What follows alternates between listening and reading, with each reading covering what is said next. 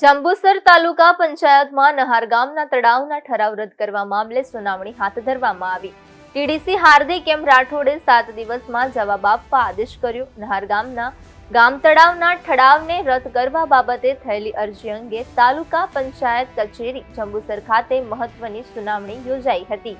આ સુનાવણીમાં નહાર ગામના ગામ પંચાયતના સભ્યો, સરપંચ, તલાટી કમ મંત્રી તેમજ અરજદારો સહિત મોટી સંખ્યામાં ગ્રામજનો હાજર રહ્યા હતા।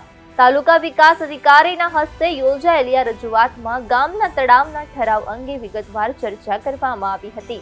ગ્રામજનોએ આ ઠરાવ રદ કરવાની માંગણી સાથે તેમની રજૂઆત કરી હતી। જ્યારે ગ્રામ પંચાયત દ્વારા પક્ષ મૂકવામાં આવ્યો હતો ત્યારે સુનાવણીના અંતે તાલુકા વિકાસ અધિકારીએ આ મામલે 7 દિવસમાં યોગ્ય જવાબ આપવા માટે ગ્રામ પંચાયતને સામાન્ય સભાનું આયોજન કરવા જણાવ્યું હતું। તેમણે તપાસ કરીને નિયમો અનુસાર ગ્રામ પંચાયતને આખરી હુકમ કરવાની રજૂઆત કરી હતી।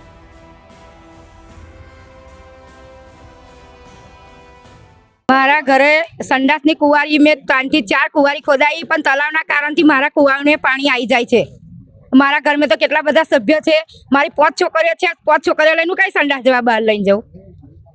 અત્યાર સુધીમાં કેટલી 3500 રૂપિયા મેં આપ્યા કુંવારી ખાલી કર્યાના। 4 કુંવારી ખાલી કરાવી, 4 ખોદાઈ, એ કેવી રીતે અમે કઈથી પૈસા લઈએ? તારીખ 19/11/2025 રોજ તાલુકા પંચાયતે આપણે જે મેં અરજી કરેલી કે 22/5/2025 રોજ જે મત્સ્ય ઉદ્યોગ માટે ઠરાવ ગામ પંચાયત દ્વારા ઠરાવ કરી ચૂકેલ હતા તે બાબતે 19 તારીખે સુનાવણી હતી। સુનાવણીમાં ટીડીઓ સાહેબને બધી રજૂઆત કરીને એ સુનાવણીમાં મને યોગ્ય જવાબ મળી શક્યો નથી। તે માટે અમે હજુ આગળ જતાં ઉગ્ર આંદોલન કરીશું અને યોગ્ય જવાબ મળશે। ટીડીઓ સાહેબે અગાઉ સંભા અને દેગામનું તળાવ મત્સ્ય ઉદ્યોગમાં હતું, એ રદ થઈ શકતું હોય તો નહાર ગામનું તળાવ કેમ રદ ના થઈ શકે? આજે તાલુકા વિકાસ અધિકારી પાસે અમે જે અમારા ગામ તળાવનો પ્રશ્ન હતો એ માટે અમે સુનાવણી માટે આવેલા છે તમામ ગામ લોકો, પરંતુ અમારા યોગ્ય મુજબ અમને કોઈ જવાબ મળ્યો નથી। અમારા ગામની અંદર આજ દિન સુધી ગામ સભાઓ અત્યાર સુધી સમરસ ગામ પંચાયતમાં ચૂંટણી થઈ છે, પરંતુ કોઈ ગામ સભા અત્યાર સુધી કોઈ થઈ નથી। અમારા ગામમાં પાણીનો પ્રશ્ન છે એક મોટામાં મોટો, કે અમારા ગામમાં આરોગ્ય ખાતું આવી ગયું છે, પાણીના ટીડીએસ ચેક કર્યા છે, 850 ટીડીએસ આવે છે, અમારું પાણી પીવા લાયક નથી। ગામ તળાવના લીધે ગામના ખાર કુવા ઉભરાઈ આવેલા છે।